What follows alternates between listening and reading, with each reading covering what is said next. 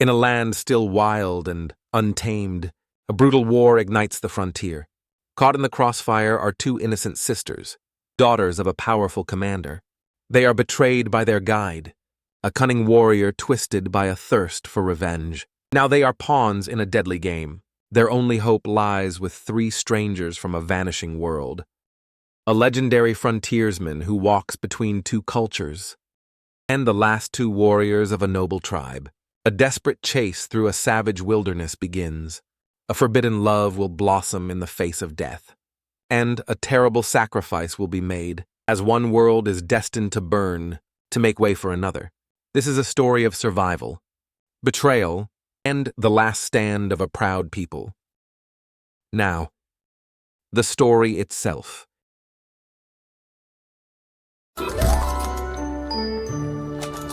Tenny presents The Last of the Mohicans by James Fenimore Cooper. In the year 1757, the war between France and Britain raged across the forests of North America. The daughters of Colonel Monroe, Cora and Alice, journeyed through this dangerous wilderness to join their father at Fort William Henry. They were escorted by the young Major Duncan Hayward and guided by a Huron warrior known as Magua. Are you certain of this path, Magua? We seem to be wandering in circles. The path of a white man is straight. He cannot see the crooked stream. The woods are for my people. But Hayward's suspicion was justified. Magua was deliberately leading them astray. Deep in his heart, he nursed a bitter hatred for Colonel Monroe, the man he blamed for his disgrace. As twilight fell, they stumbled upon three figures by a stream. A white scout, known to the forest as Hawkeye, and his two Mohican companions, Chingachgook and his son Uncas. You are a long way from the king's forts, Major, and you've put your trust in a Huron. That is a breed I would not trust to guard my venison. This man is our guide, sir. He has pledged his loyalty. Loyalty? A Mingo's loyalty shifts with the wind. Hawkeye's words proved true. When confronted, Magua fled into the trees, his treachery revealed. Moments later, the forest erupted. Magua and his Huron warriors ambushed the small party. Hayward fought bravely, but they were hopelessly outnumbered. It was Hawkeye and the Mohicans who turned the tide. Their long rifles and silent movements were a deadly dance in the shadows. The attackers were driven back, but the danger was far from over. They'll be back, and with more men. We must find shelter before the moon is high. Hawkeye led the group through secret paths to an old blockhouse hidden within a waterfall. But Magua's warriors were relentless. They discovered the refuge, and a desperate fight for survival ensued. Though they escaped, their ammunition was spent, and they were forced to surrender. Magua took his prize, the Monroe sisters and Major Hayward. But Hawkeye and the Mohicans escaped, vowing to rescue them. However, a twist of fate intervened. The captives were found by a French patrol, and under the laws of war, were escorted safely to Fort William Henry. They arrived not to safety, but to a fort on the brink of collapse. The French army, led by General Montcalm, had laid a brutal siege. Inside, Colonel Monroe was overjoyed to see his daughters, but his relief was short-lived. Father, we are safe, but the fort?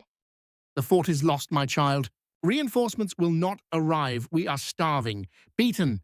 Montcalm has offered terms. The terms were honorable. The British would be allowed to march out with their flags, their wounded, and their lives in exchange for surrender. Monroe, with a heavy heart, accepted. But as the weary column of British soldiers, women, and children left the fort, they saw a chilling sight. Thousands of native warriors, allies of the French, lined the path. Their eyes were filled with fury. They had been promised the spoils of war and felt cheated by Montcalm's mercy. Among them was Magua, and he was not there for plunder. He was there for revenge. A single war cry split the air. It was a signal. The warriors descended upon the defenseless column like a flood. It was not a battle, It was a massacre. Men, women, and children were cut down without mercy. In the chaos, Magua found his moment. He snatched the sisters, his primary targets, and disappeared back into the forest. From a nearby hill, Hawkeye, Chingachgook, and Uncas watched in horror, unable to intervene against such overwhelming numbers. We cannot stop this slaughter, but we can follow the serpent. He has the girls. That was his only purpose here. The pursuit began once more. The trio were masters of the forest, reading broken twigs and faint footprints like a written page. They tracked Magua's party for days, a silent, deadly shadow. Along the way, they were joined by Major Hayward, one of the few survivors of the massacre. His military training was useless here. He put his life and the hope of rescuing the woman he loved in the hands of the frontiersman and his Mohican allies. The trail led them to a large village of the Delaware tribe, a people who held ancient authority over the region. Magua had sought refuge here, claiming the captives as his rightful prisoners of war. To enter the village undetected was impossible, so Hawkeye devised a daring plan. Disguised as a medicine man in a bearskin, he and Hayward snuck into the camp to locate the sisters. They found Alice, but Cora had been sent to a different camp. Worse still, they stumbled upon Uncas, who had been captured while scouting ahead. Their ruse was exposed, and they were all brought before the great Sachem of the Delaware, the ancient and revered Tamenund. Magua stepped forward, eloquently pleading his case. These are my prisoners. The White Chief Monroe is my enemy. His blood is my right. By the laws of our fathers, they belong to me. Then Cora was brought into the lodge. Her courage did not waver. During the tense council, Uncas revealed his identity. He was not just a warrior, but a direct descendant of the Delaware's most ancient and honored chiefs. The revelation stunned the council. Tamenund recognized the lineage, but the laws of hospitality were sacred. Magua had been welcomed as a guest. He could not be harmed. The old chief made a difficult judgment. The other captives would be freed, but Cora, whom Magua had claimed first, must go with him according to tribal law. The pale face who finds the way to my camp may try to take her. I will wait. Magua departed with Cora, a triumphant sneer on his face. He gave Hawkeye a head start, a final taunt before the inevitable chase. With the full force of the Delaware warriors at their side, led by a freed Uncas, the pursuit began at dawn.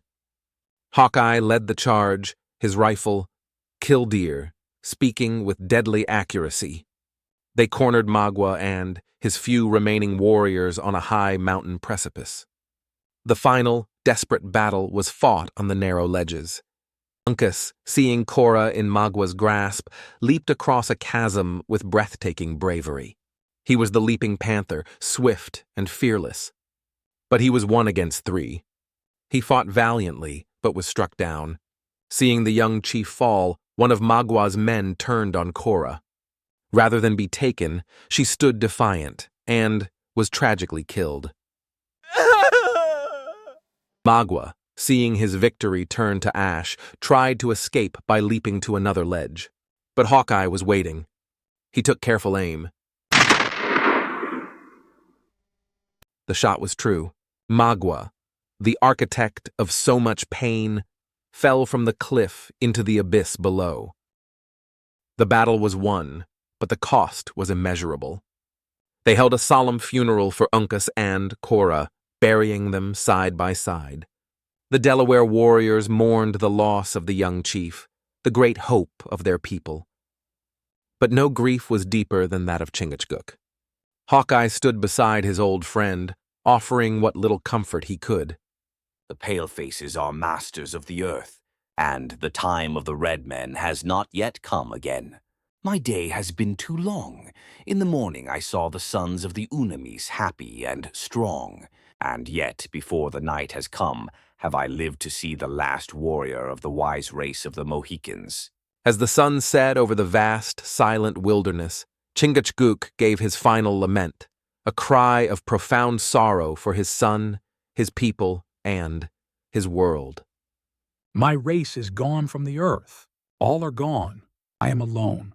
He was the last of the Mohicans. His words echoed across the mountains, a final, heartbreaking farewell to an entire era. The Last of the Mohicans is more than just an adventure story. It is a profound meditation on a pivotal and often brutal moment in American history.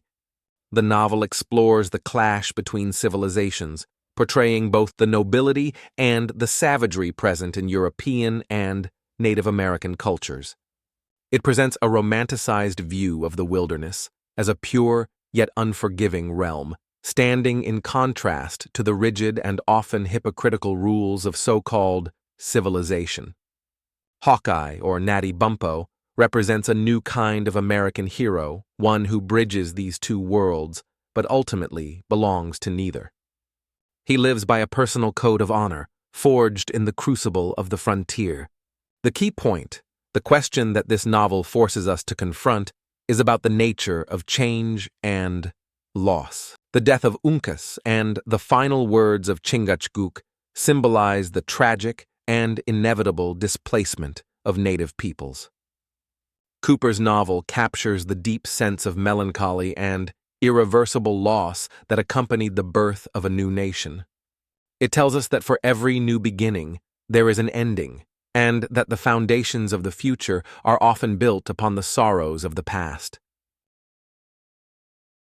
Next time on Tenny Presents Captain Blood by Raphael Sabatini. From the deep, somber forests of a dying nation, our next story sets sail for the treacherous, sun-drenched waters of the Caribbean.